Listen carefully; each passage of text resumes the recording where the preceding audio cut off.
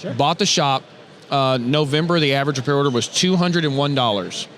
February closed out, $561. You know how much marketing they did? 0. Car count changed by 15%. The average repair order went up substantially, but guess what else they did? You're listening to the Blood, Sweat, and Business podcast, featuring real business owners telling real stories about their real business experiences. Here are your hosts, John Chiappetta and Eric Jorn.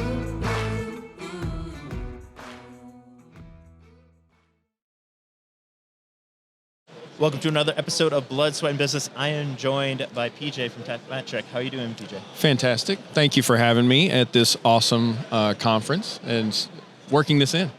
No, this is an amazing conference. It's my first time. Oh. I'm assuming it's not yours, right? 5th or 6th by my best memory, yeah. Has it gotten significantly larger every year, or? It has been growing consistently, and I'm reinvigorated to see like each and every conference does seem to be growing for the most part, like just education across the industry. People are becoming, more open to it and actually looking for answers rather than just trying to figure it out on their own, which is reinvigorating. And I love to hear that. Yeah. Because I really want to go and dig deep into not only what you guys do, but where we're going within the automotive space. So let's really get into that. First off, give me the quick rundown on what Tekmetric is.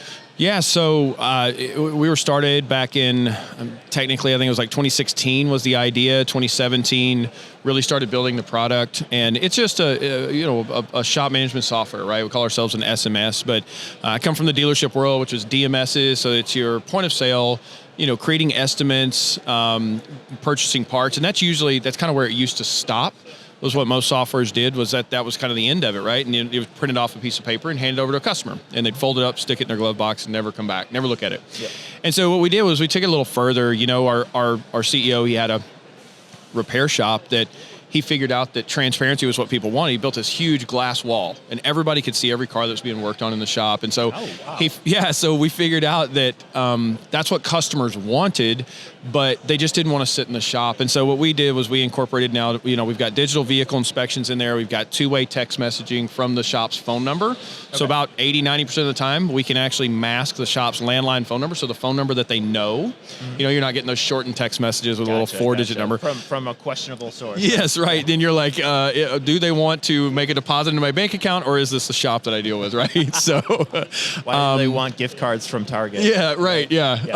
So we're now managing more of the communication and educating the customer through one single platform, right? So just things where shop owners used to do, right, just the estimating and just the parts ordering, well, now you've got the texting and the digital inspections, and we're even incorporating education pieces into it now with our new integration with Moto Visuals, where we teach the customer what that component does. So, yeah. That is phenomenal.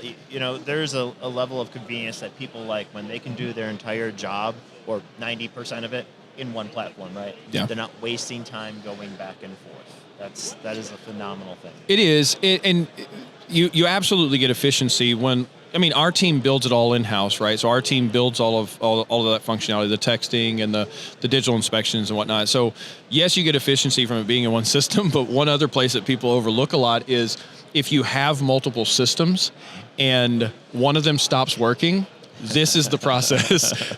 You call one, they say, no, it looks good on our end. You call another one, no, it looks good on our end. If there's a third one, you call them and no, it looks good on our end. And then you go, well, whose fault is it? And it's just they're working off the knowledge that they have, right?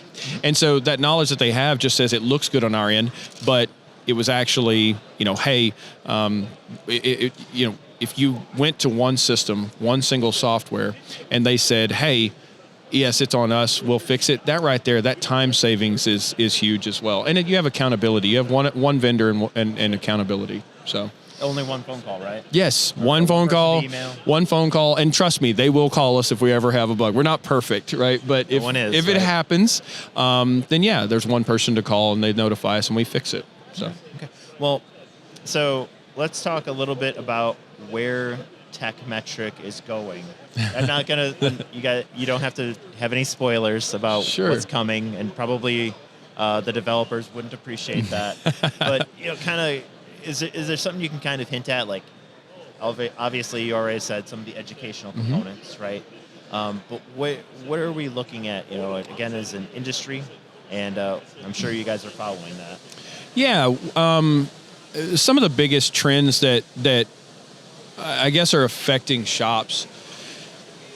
Car count is holding true. It's kind of staying steady, but the number of visits per customer is dropping significantly, right? So I haven't vetted this yet, but I've heard that customers are visiting a shop less than 2 times a year. 1.8, 1.9 times a year is about the average.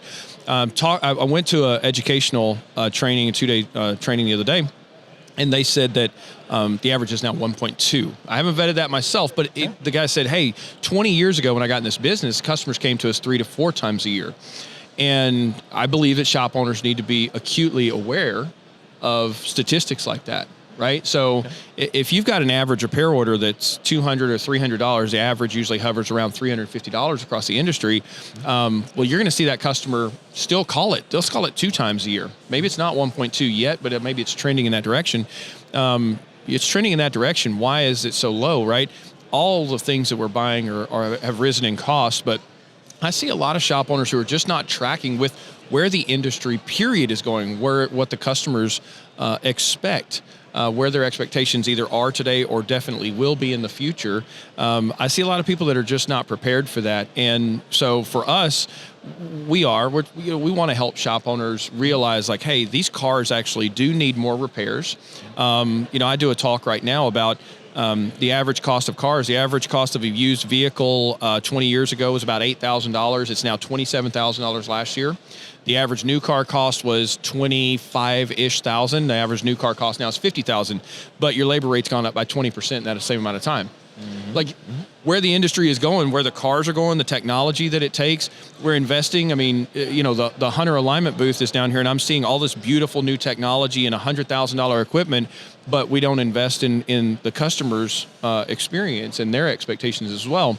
So I've seen the industry be very, very willing to invest in technology and diagnostics and being able to work on these higher technology cars, but we also forget about this Google and YouTube generation of customers that have a completely different experience at the Amazon generation, and it has nothing to do with age, but that generation of consumer expects something so different, and that's where I see a large gap in shops that are willing to invest in that, and it's a pretty nominal expense. It may be Tekmetric, but you can do it in a number of ways of enhancing that customer experience. So I would love to add a little, I want to almost say it's a case study in many ways. So I've gone to the same auto repair shop for the last 6 years, okay? And they've always treated me great. So their service end has always been wonderful. And I've never really complained about anything else with my experience.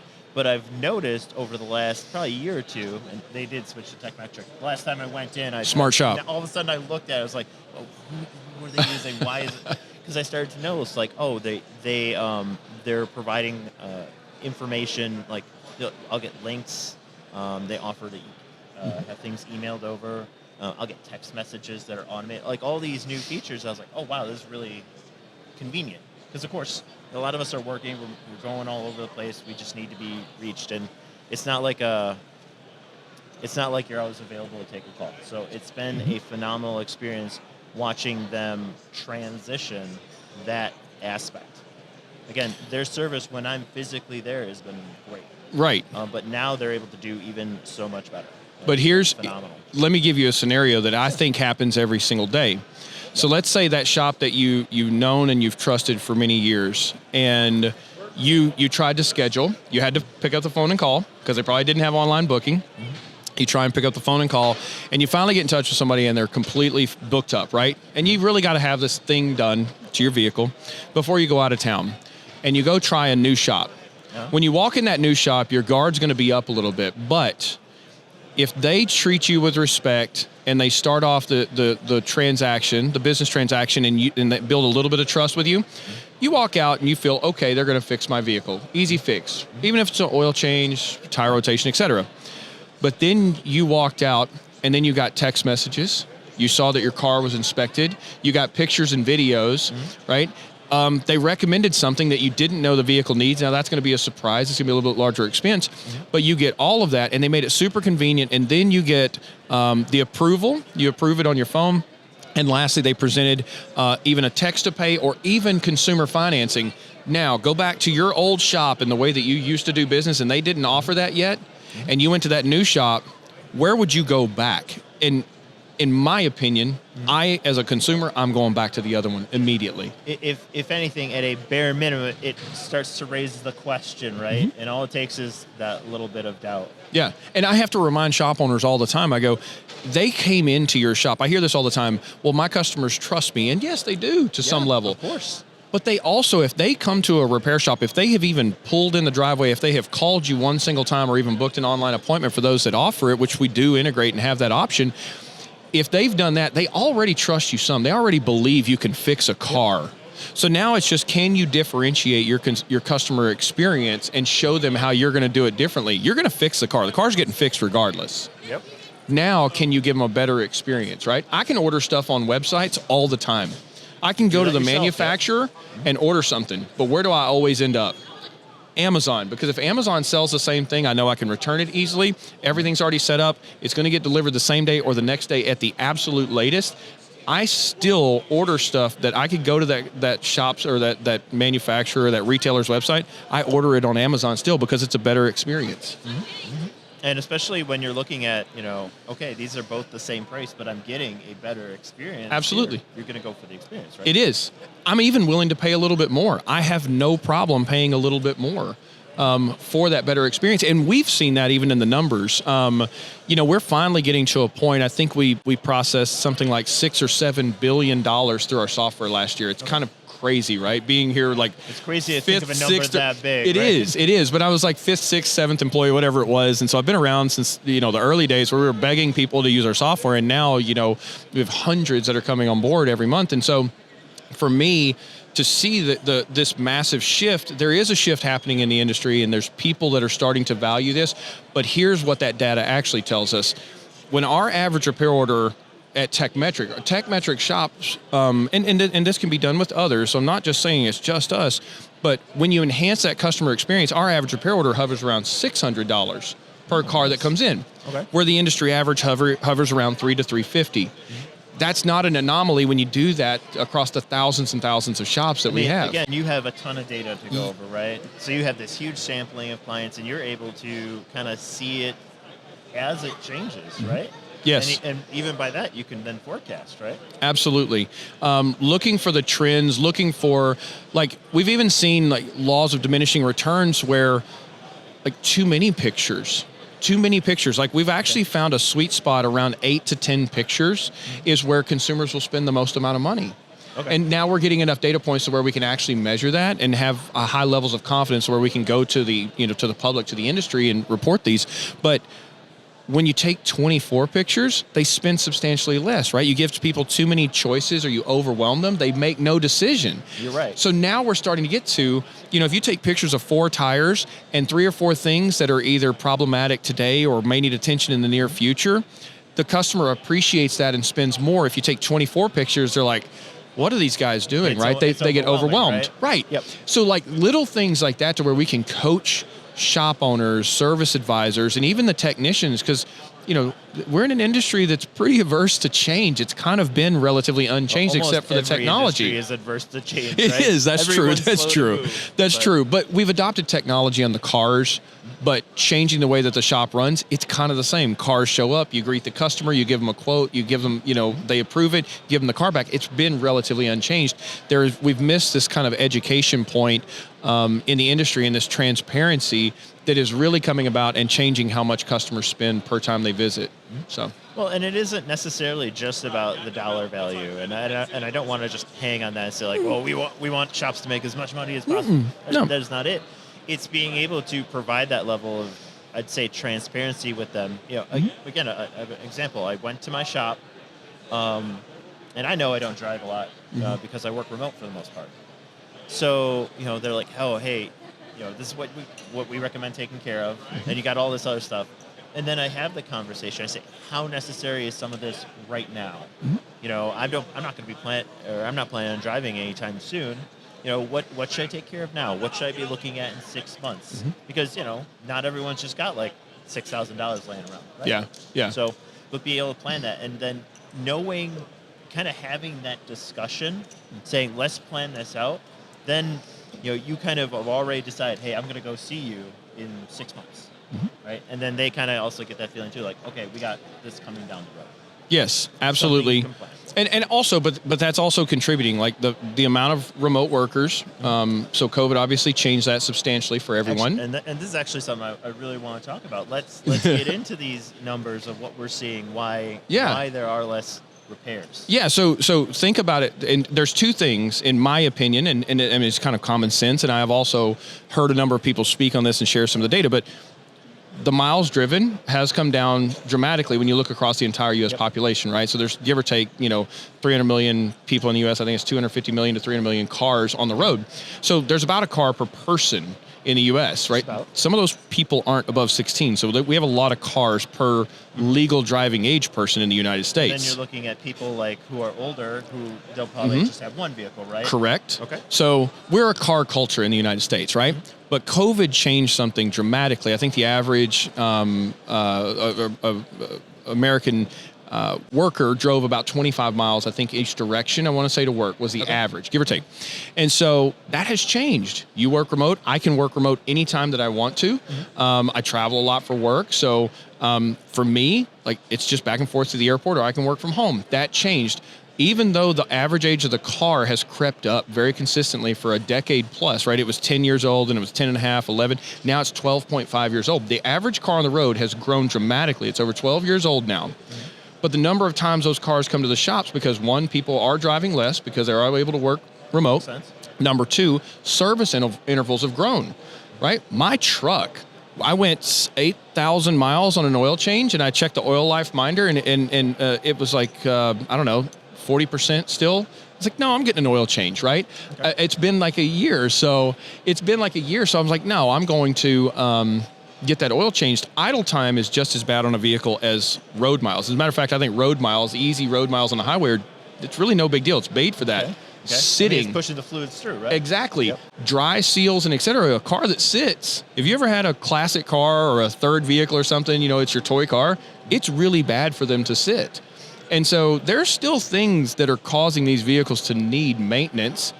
And you're, to your point, it's not about making money. It's not about selling something to them. It's about presenting what it needs, educating the customer, and then they trust you and just say yes.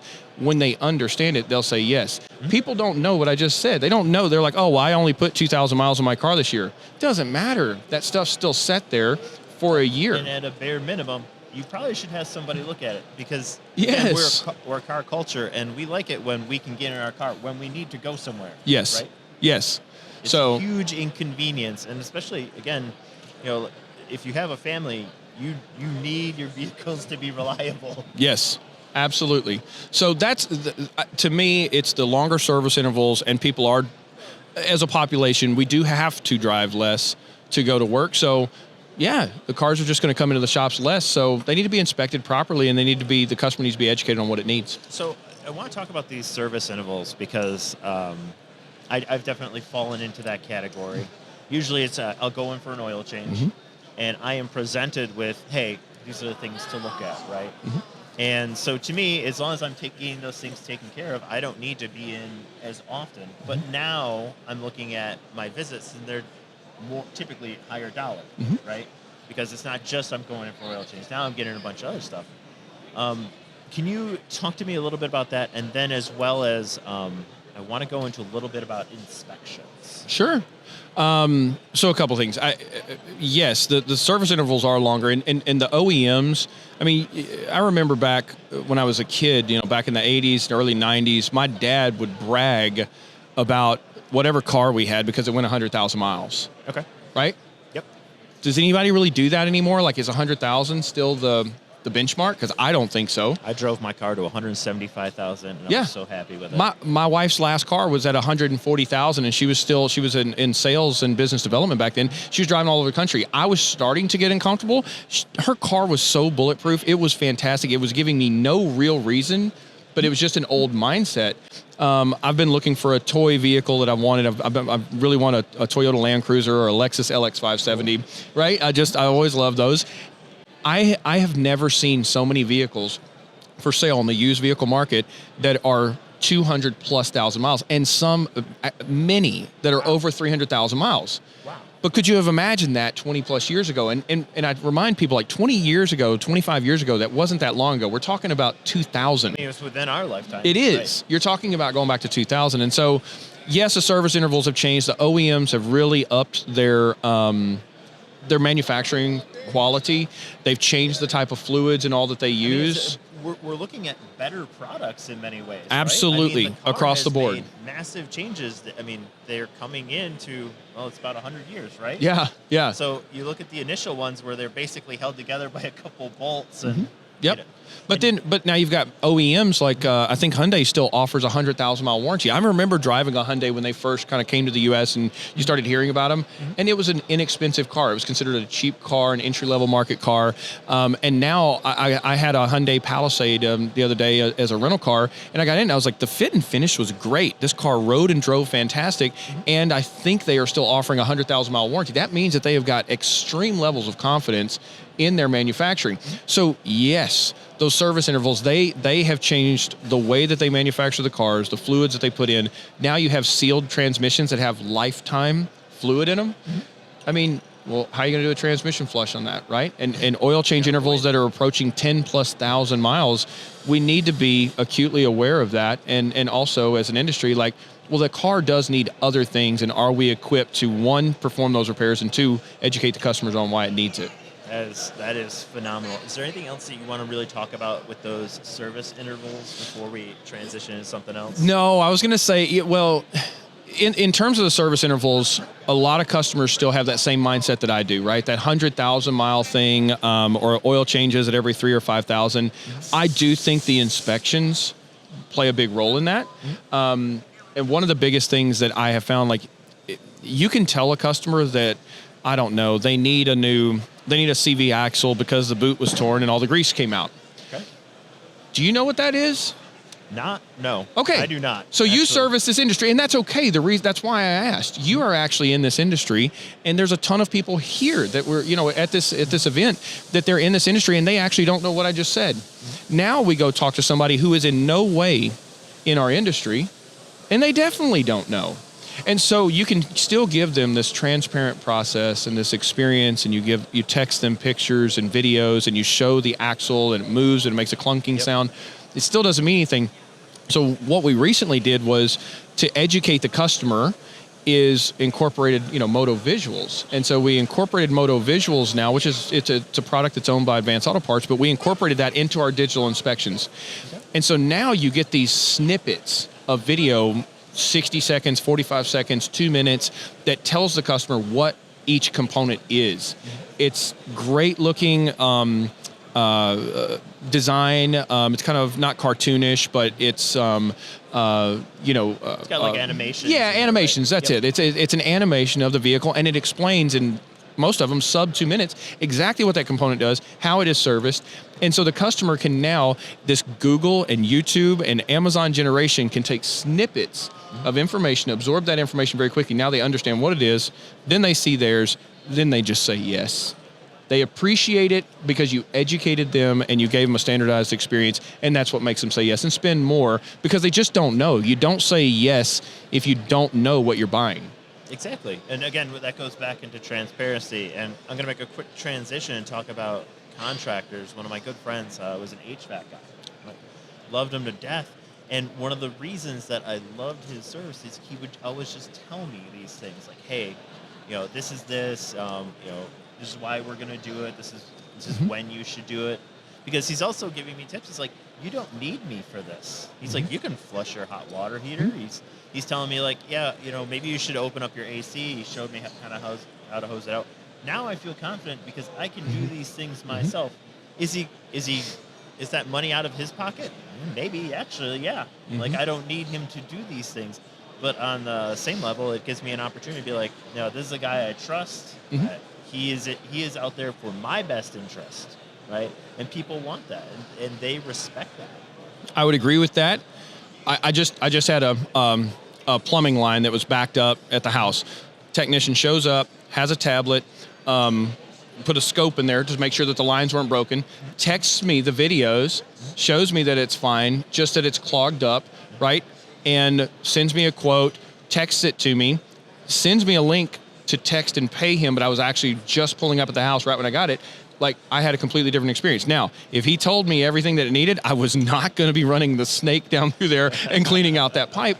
And so my question would be, the only difference is yet I do the same thing. Like, I'll do some of that work at the house. Like, if it was a P-trap under the sink, I'll do that. Yeah. If it's cleaning my AC, I do that, right? Every year. Yeah.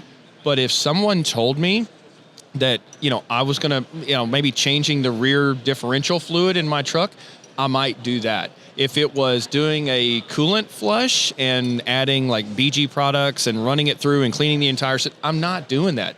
They could have taught me every part of that. I'm not doing it. And then lastly, some of this stuff, if you start to make those changes, you need technology, because my truck, it beeps at every angle and every, if anybody gets near me, it's beeping. If I get close to, parking to a wall, it's beeping.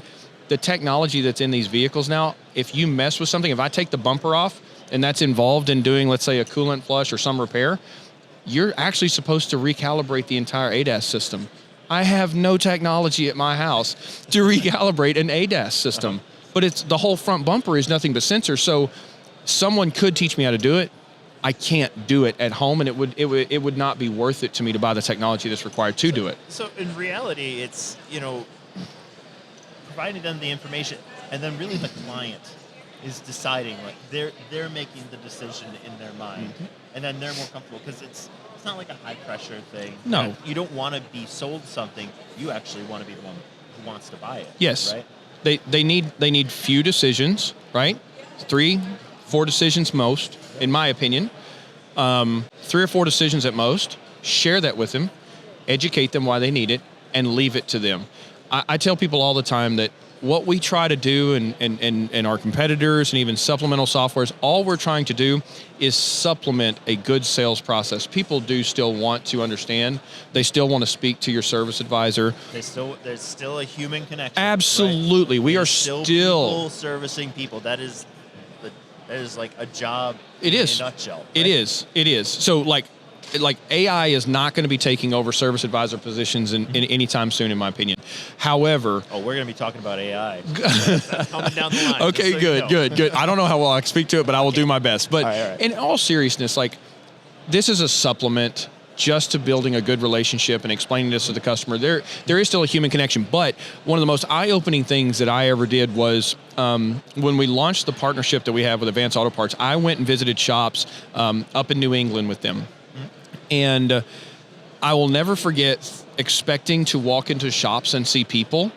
And I walked into 10 or 12 shops in a day, and I might have seen 10 or 12 people. No one was waiting on their cars anymore. And this was okay. I'll call it 2 years ago now. Yeah. That was one of the most eye-opening things. And I just didn't.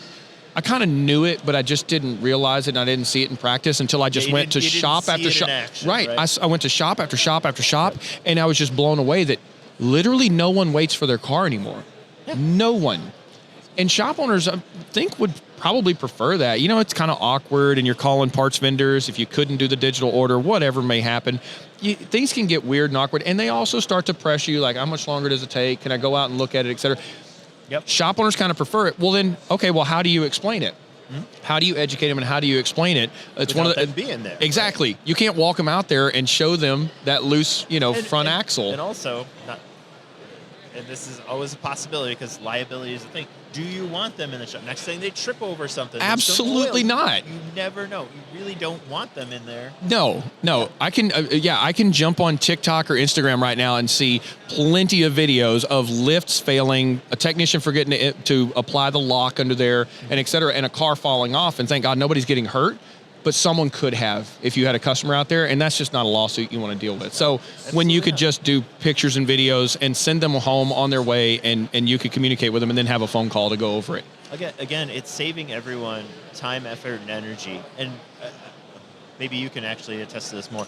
Are we actually getting more done per person? I'd say, like the amount of activity. Oh yeah, yeah. I mean, in the shops that I have dealt with, yes. Now here's the thing: it's pretty rare that, like, how do I say this? It's not like you go in and you implement new policies and procedures and new technology and tools and then you fire people. That's usually not what we see. Like, people are always afraid of that.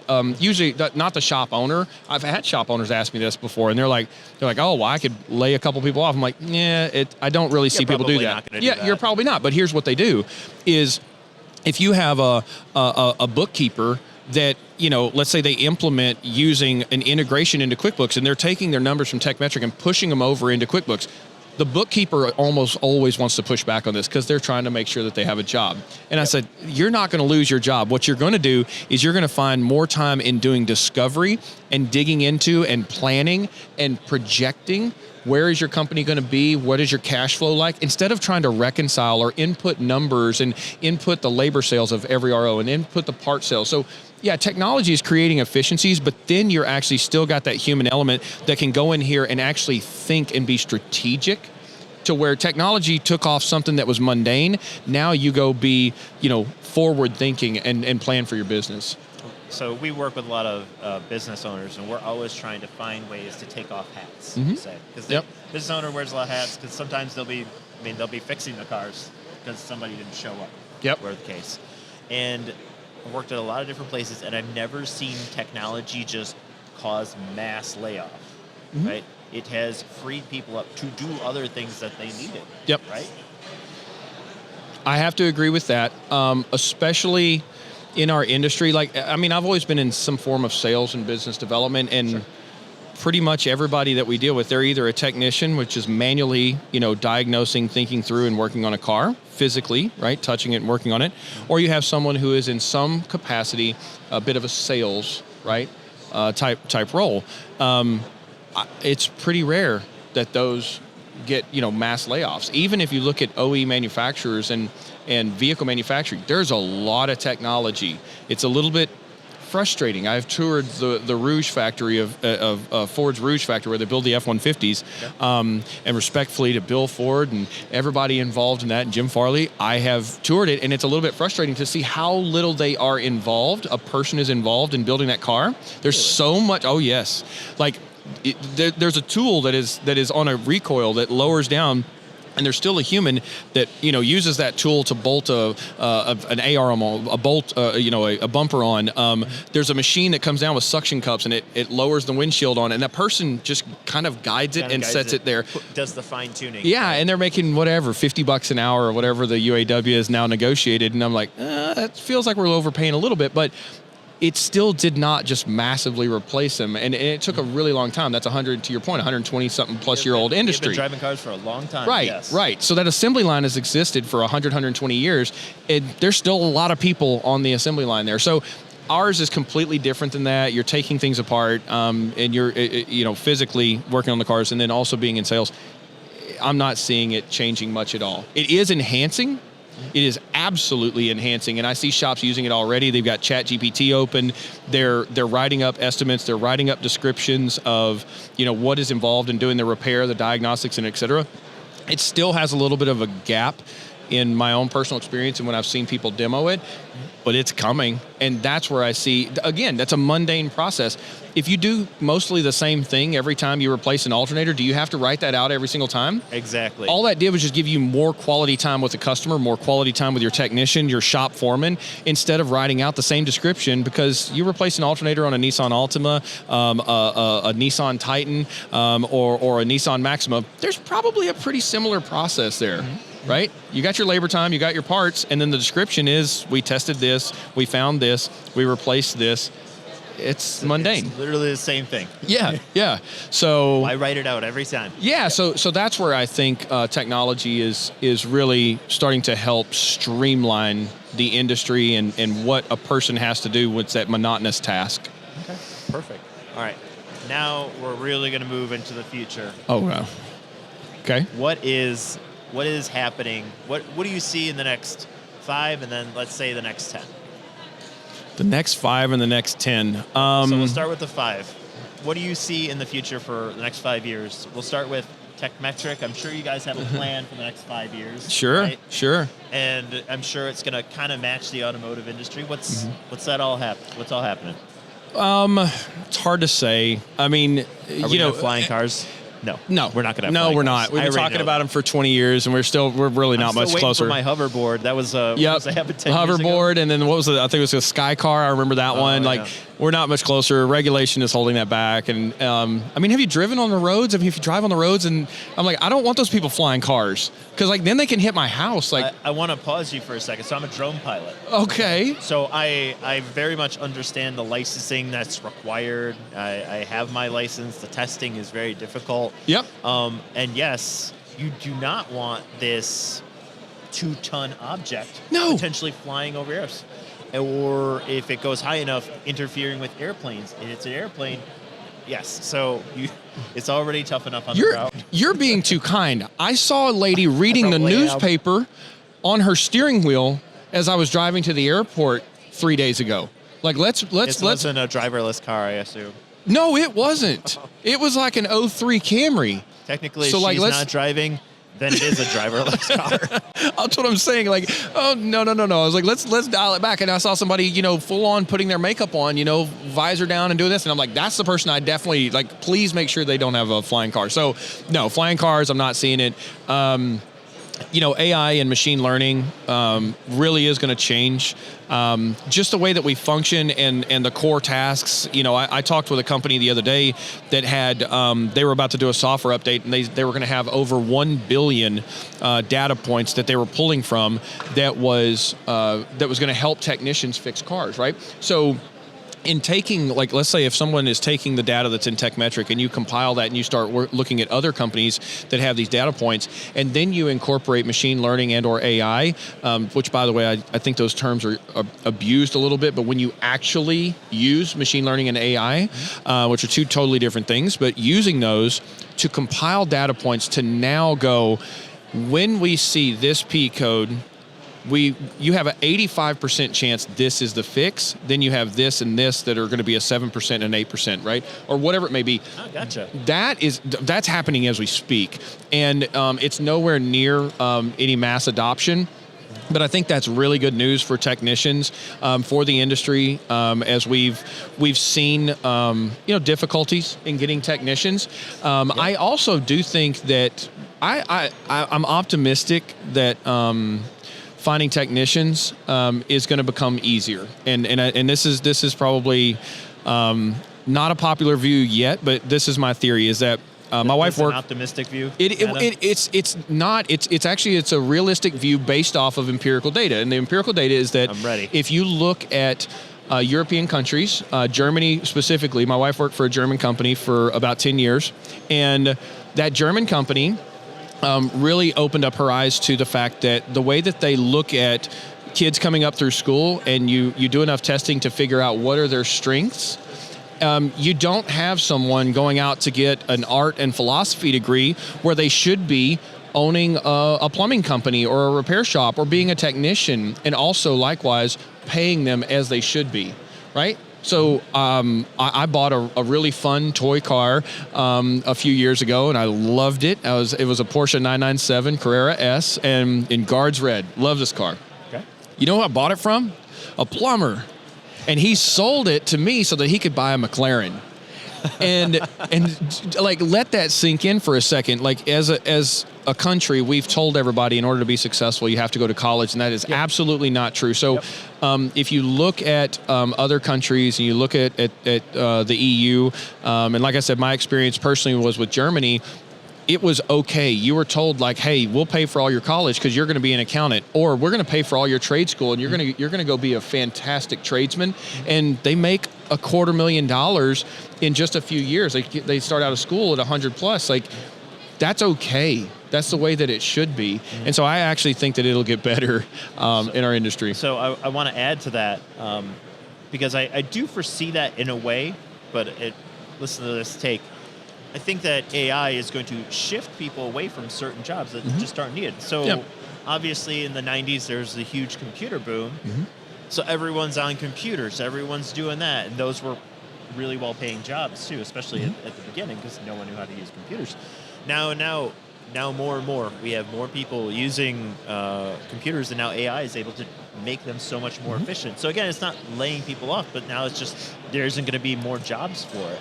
Yep. You know, so all of a sudden, the people who are entering the job market, all of a sudden they have a completely different landscape. And obviously, there has always been a demand. As long as people are driving vehicles, there will be people to repair them. Yep. Or the need for people to repair them. Yeah, and there's companies that already exist. I saw a company the other day that they're trying to revolutionize tires, right? So now that's pretty mundane, and that is pretty similar. I may have heard about this. So Tell me about so I mean, it is a full-on robot that is on tracks that runs on either side of the car. You pull the car into the bay, and this thing, once you scan the VIN, it knows what the bolt pattern is, the lug size, the tire size, the wheel size, everything, right? And it's unbolting tires, it's putting it onto the tire machine, it breaks the tire down, takes it off, put the new tire on, picks it up and bolts it back on, and there is not a human being touching that thing. That is wild. Now that's a very mundane thing, but I also heard about it and saw it, I want to say 5 years ago.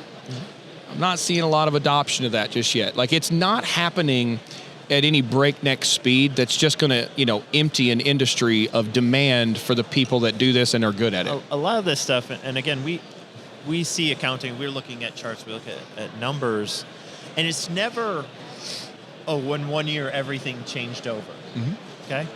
There's always a transition, and as long as people kind of stay with that transition, they're not going to fall behind. Even with going back to artificial intelligence, I was at a conference last year, not a word about it. Okay, it was an educational conference. Okay? Yeah.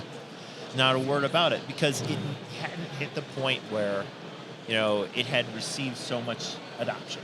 Right. Now this year there were plenty of courses on it, talking about how it's being used, kind of where it's going. It was a big component of and it's the same conference, right? Same people going. Because that year it's starting to get adopted, and it's getting adopted more. Yep. I would have to agree with that. We're starting to work in more machine learning. I would say a little bit less AI at the moment, but like even the new thing that we talked about at SEMA was our Smart Jobs feature. Like, we're working in machine learning into our product, and I think that AI is going to have to come probably shortly after that. But machine learning is just, to your point, we're building smart jobs to where somebody clicks, they type in spark plugs and hit enter, and it pulls up the labor time, it pulls up all your vendors in one single screen, it pulls up the quantity, your costs are there, one more click, and you've built the quote. So 2 clicks now of building a spark plug job on a BMW 335i, where it used to take me 20 plus to go to each vendor and et cetera. And we did all that in one screen. Like, that's where that technology is coming in. So again, I've just freed up time, substantial amount of time for a service advisor to now go out and build a better relationship with a customer, manage the shop, whatever it may be. Even right? at a bare minimum, okay, it freed him up to work on another car, right? Like, it's just constantly the productivity is getting higher. And in many ways, that's great. It is by design and sometimes by necessity. It is. And that's exactly what our industry's done. A Ford Model T had, 30 horsepower back, 120 years ago, and now you've got the Dodge Demon SRT 170 that's got 1,025 horsepower. There was efficiency picked up. The horsepower per cylinder is really what started to drive that. It comes through technology. It comes through always pushing the limits, always looking for a better solution. Our industry's done it. We've done it on cars. We've done it in so many ways. I just personally believe, not because of the industry that I'm in and the company that I work for, but I watch it day in and day out, that we need to do the same thing with customer experience and the way we treat our customers, because this industry will consolidate. There will be the ones that are really good at it are going to keep buying up shops. And I think that everybody needs to be prepared, either one, to compete with those companies, right? Or 2, make your company worth as much as possible, because they would love to come and buy it and pay you a nice multiple. So I'm going to take a quick transition, because we're an accounting firm, right? And we see these things. And so there's a few different ways that you can go. Yes, you can compete with them 100%, right? But it's happening in every industry. There's a lot more consolidation as the big boys start coming in and, competing, right? Or if you want to, if you're looking to sell your shop, there are things that you can do, and this is where accountants come in, and they can give you that kind of direction and understanding. and you want to have a profitable shop, because a profitable shop will sell for a lot more than a not as profitable shop, I guess is the word I'd use. I started laughing when you said that, because I'll never forget this. I was in Toledo, Ohio, and I went and visited this shop, and I talked to the owner, and the owner, I told him, I was trying to get him to consider looking at Tekmetric, and he didn't want to do it. And he said, nope, I'm going to be selling my business in a couple years. I'm going to retire. I'm going to sell it to my master tech. I said, okay, great. I said, wouldn't you like to sell it for a lot, or instead of a little? And he goes, nope, 650,000. That's what I told him. I'm going to sell it for 650. I was like, so if I could help you sell it for $1 million, you wouldn't want to sell it for $1 million? He goes, nope, 650. I said, man, this is great. Really appreciate your time and wish you the best of luck. Like, I don't know what I could have ever said to that person, but I agree with you. Like, the consolidation that is happening in the industry, and I don't mean all the big boys either. Like, some of the ones that have become very efficient, that have 2 shops, now have 7 shops, and the ones that used to have 7 shops, and now have 15 shops. And so there is that consolidation, and they're looking for good opportunities. So one, you can compete with them, because I know what they do, and I see them valuing the customer experience and efficiencies. But number 2, if it's time to retire, well, I can tell you, a shop that nets out 25% off of $2 million in sales is better than a shop that does $600,000 and nets out 15%. Period. End of story. So which one do you want to do? And if you want an example, go look at the quick lube industry. How many mom and pop quick lubes do you know about? Go look at the car wash industry. How many mom and pop quick lubes? Yep. Even look at the dealership industry, the one I came from. It may say PJ's Chevrolet. It's not. It's owned by AutoNation. It's owned by Group 1 and Sonic Automotive and Lithia and all those big boys. We're kind of the last one standing. So there's opportunities, because the customers are willing to spend more in those big companies, and even the medium-sized ones. They know that. So you can be a single shop owner and you can capitalize on it, or you can capitalize on it and be prepared to sell and exit and make your business worth something and go right off into the sunset. Well, we're wrapping up right now. Speaking of sunset, right? Yeah, I know, right? Perfect. Is there anything else you want to say? We've covered a lot of subjects. I don't know. I mean, I think that my only advice, I think, to the industry of just having the purview, because I do business with our enterprise clients. I do business with single shop owners. I do education for the company. I do a lot of public speaking, and I do breakout sessions and whatnot. Having the purview that I have is where I'm speaking from, and running a shop too, and being in this industry.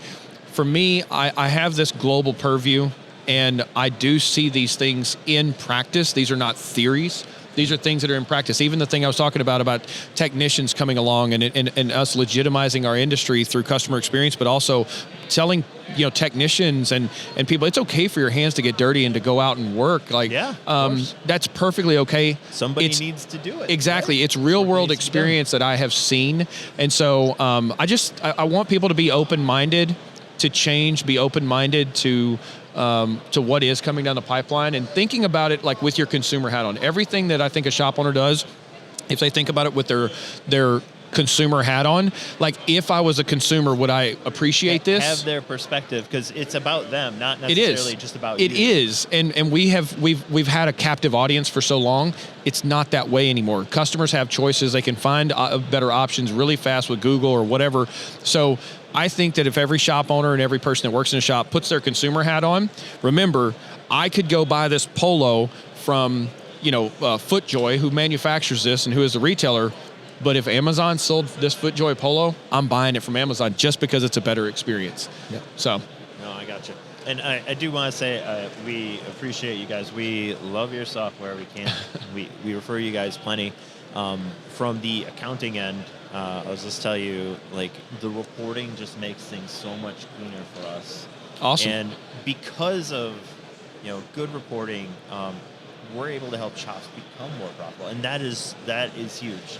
So a lot of this, a lot of our industry and a lot of the people that we're seeing here, it's the work that they're doing that is good is helping another industry. This right here will increase profitability, and if you give a little bit of value, customers don't talk about price. They don't ask you about price. So if you give a little bit more value, a little bit better experience, talked to a shop owner the other day. They just bought this shop, and this is what I'll wrap up with. Sure. Bought the shop. November, the average repair order was $201. February closed out, $561. You know how much marketing they did? 0. Car count changed by 15%. The average repair order went up substantially, but guess what else they did? using DVIs, using texting, sharing this with customers. They did all of this and increased the labor rate by 50%, 50%. Wow. And there was 0.0 customers that brought up the change. That's the best example that I can give anybody. That is in practice, real world, making a change in less than 60 days and 2.5 times the ARO in 60 days. Don't know what else anybody else needs to hear. I bet there's a lot of shop owners with smiles on their faces hearing that story.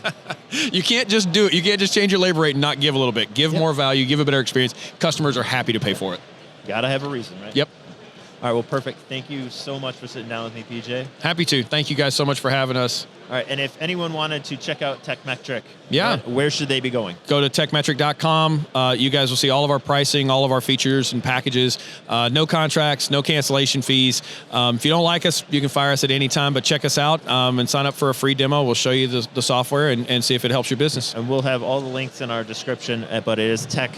The Tech is with a K. Yeah, Tekmetric, tekmetric.com. All right, thank you. Thank you.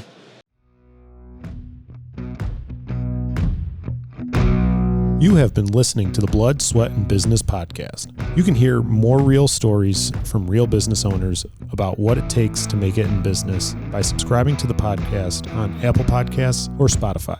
If you like what you hear, leave a review and a 5-star rating. This podcast has been brought to you by Kaizen CPAs and Advisors, providing advisory and accounting services to help you grow your business. Learn more at kaizencpas.com.